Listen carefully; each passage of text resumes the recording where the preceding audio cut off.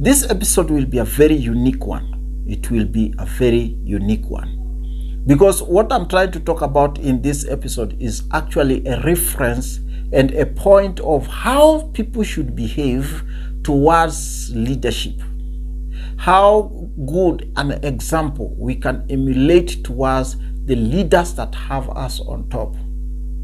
Number one, the nephew of Pastor Chris Oyakilome was suspended genuinely because of one mistake he did, and I believe, just to brief that part so that you can understand it better, I know it was everywhere. You had maybe met some episodes, some places, some videos in YouTube or in some other social media platforms that talks about that.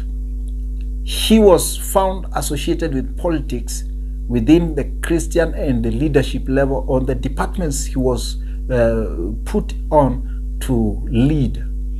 So with that effect, Pastor Chris Oyakilome saw it was not fit for him to continue heading the departments he had under him. So he was suspended. Let me use the word suspended, a kind word, suspended. Then bloggers, as usual. The bloggers would come out and be like, because some bloggers wanted to find how to pin Pastor Chris Oyakilome, so goes to him to find out what to take to pin. And then they found him.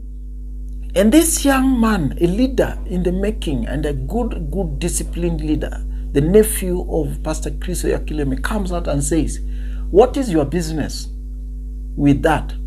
This is an old man used by God, anointed by God. And I cannot rise against him. I cannot fight a man, a father, for that matter. He's doing it for correctional basis, and that is exactly what he's doing. I wait until God shows mercy on me. And that's all that ended. From that time, I never saw a blogger coming out and talking about that issue. It ended there. What am I talking about? I want to relate this concept exactly to all other disciples. I'm saying this because of the comments I saw last 2 days, 3 days, that I keep talking about the disciples that left Scoan. They left on their own volition. I can tell you, God is in the hearts of Pastor Evelyn and the leadership that they have there in Scoan. Those men and women of God are very kind, I can tell you somehow. I know someone is like, you don't know them. No, I've been in ministry sometimes. Not much, but the little time I've been in ministry, I can tell you, what people can do is only to protect the work of God, that wolves will not come and devour sheep. Just that. But when I relate this one to these people, they would have emulated this, that if there is a problem, let them go and sink and then see what God is going to do. But you see, every action, if it's a proactive, meaning they erupt on reactional kind of way. Everybody is human, that when someone does not really take you well, you are prone to reacting. It's a normal thing. But it should be a reaction for some time. It should be a time frame for reaction, and then a time frame for reconciliation.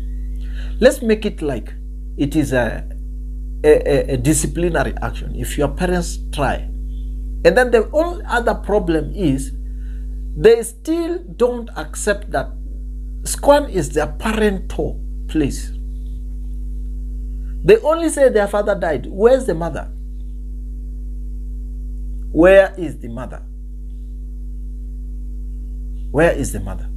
So let us find how we can accommodate grace of leaderships. Not only one.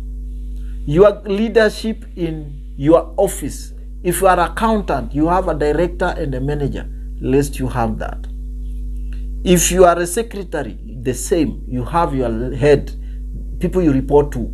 They need your honor, they need your respect. Your father, your mother in your house, biologically, where you are born, they need your honor, they need your respect. Another thing is in churches where you go. I know all of us here, we don't come from the same church, we come from different places. in churches where we go. I want you to go and find out. If you are in the worship team, worship pastor is one priority you need to start honoring before it goes so far. I want you to understand that. If you are in the ushering team, the same. Start by honoring that leader there before you reach even to the admin, before you reach to the head of a mission, before you reach to the founder and the man God has put across to lead you, or the woman God has put across to lead you. You must know who bears the vision at that moment. Timothy Profitable, and this is Blevoy. We handle your spiritual, economic, and social matters. You have any comment, please go to the comment section and talk to us. We will appreciate you. Have a great day.